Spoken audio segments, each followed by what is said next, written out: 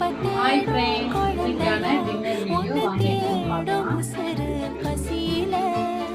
சூடான ஹோட்டல் ஸ்டைல சென்னா மசாலாக்காக சோளா பூரி ஹோட்டல் ஸ்டைலே பெருசாவே நம்ம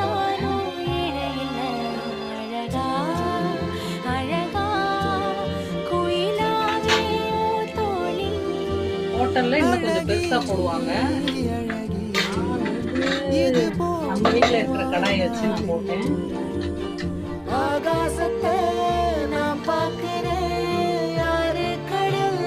வெங்காயம் இல்லாம சோளப்பொடி, லெமன் பர்ஃபெக்டா ஹோட்டல் ஸ்டைலே செஞ்சுட்டேன்.